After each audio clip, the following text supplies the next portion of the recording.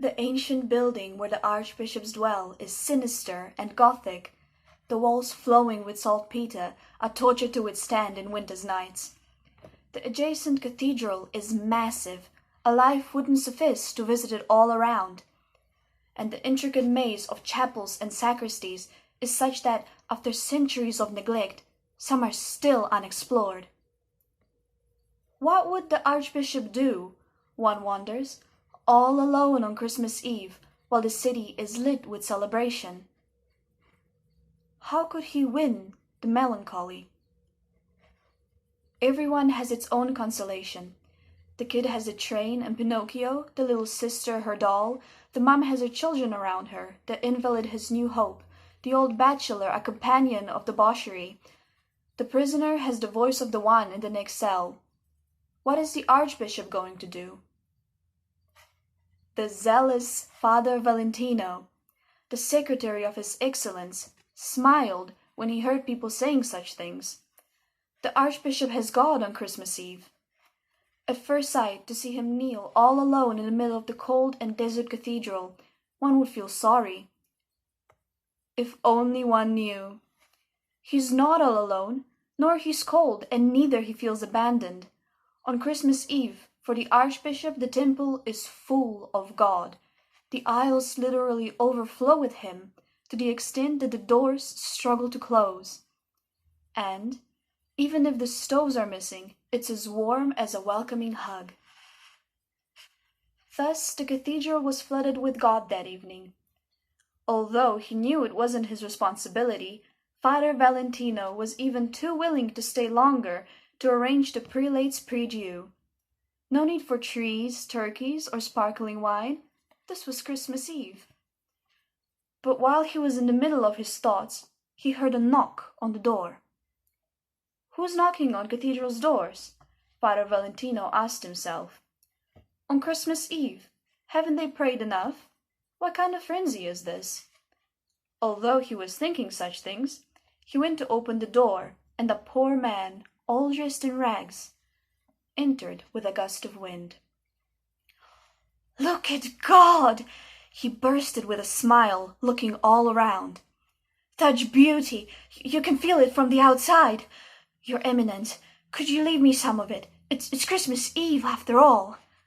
It's owned by His Excellence, the Archbishop, answered the priest. He will need it in a couple of hours. His Excellence leads already the life of a saint. You can't expect him to renounce to God as well. Not even a little bit, Reverend.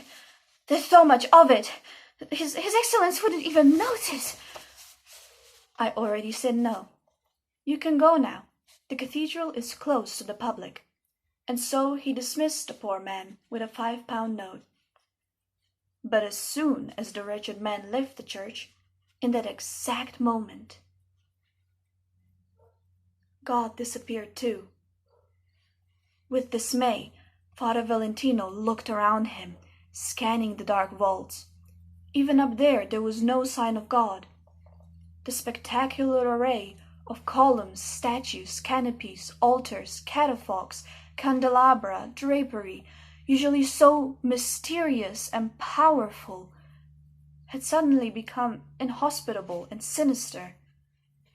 And the Archbishop was going to come down in a couple of hours. Upset, Father Valentino opened one of the external doors and looked around the town square. Nothing. Outside as well there was no trace of God, although it was Christmas.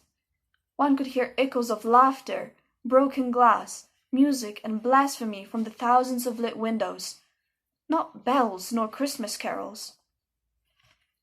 Father Valentino went out in the night, along mundane streets through the roar of wild banquets. He knew the right address, though. When he entered the house, the friendly family was about to sit at the table. They were looking at each other with loving gazes, and around them was God. "Merry Christmas, Reverend," said the father. "Would you like some supper?" "I'm in a rush, friends," he answered. "Due to my carelessness, God has abandoned the cathedral, and His Excellency is going to pray soon. Can't you give me yours? You are in company anyway. You don't have an absolute need of him." "My dear Father Valentino," said the father, "you forget, I'd say, that tonight is Christmas. Would you expect my children to do without God? I'm amazed, Father Valentino." As the man was saying these things, at that very moment, God crawled out of the room. The playful smiles faded, and the roast chicken tasted like sand between the teeth.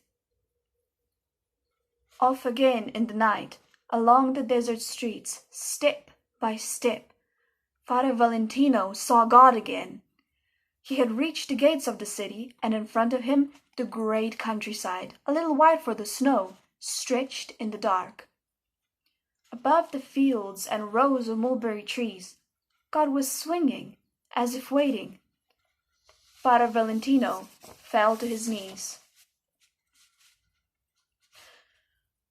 "What on earth are you doing, Reverend?" asked the farmer. "Do you want to get sick in this cold?" "Look there, my child. Can't you see?" The farmer looked without wonder. "He's ours," he said. "Every Christmas he comes to bless our fields."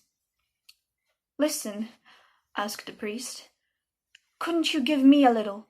In the city we've ended up with nothing. Even the churches are empty. Leave me a bit of it so that the archbishop can at least spend a decent Christmas." "Not a chance, my dear Reverend. Who knows what sordid sins you've committed in your city? Your fault. Sort it out yourselves. For sure we've sinned.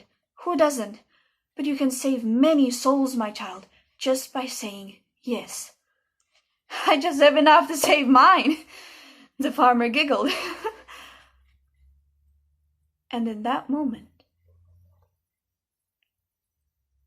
God raised from his fields and disappeared in the darkness. He went further and further, searching. God seemed to reveal himself less often, and whoever had some didn't want to part with it.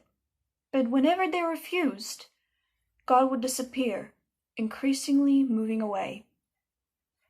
So there he was, Father Valentino, on the borders of a vast land, and over there, right by the horizon, God was shining like an oblong cloud.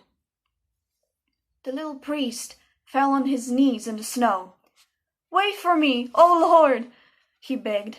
"Because of me, the archbishop has remained all alone, and tonight it's Christmas Eve." His feet frozen, he walked through the fog, sinking up to his knees in the snow. Every now and then he collapsed, falling flat. How long was he going to resist?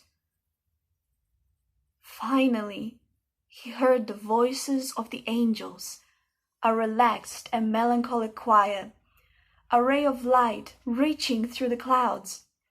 He opened a small wooden door. It was a massive church, and in the middle, within a few candles, a priest was praying, and the church was full of heaven. "Brother," cried Father Valentino, to his strength's limit, steep with ice, "have mercy on me. Because of me, my archbishop is left alone, and he needs God. Spare me some, please." Slowly, the praying man turned around. Recognizing him, Father Valentino turned even paler, if possible. "Merry Christmas to you, Father Valentino," exclaimed the archbishop, approaching all bounded with God. "Blessed boy, where have you been? What in heaven's name have you been looking for out there, in such a rough night?"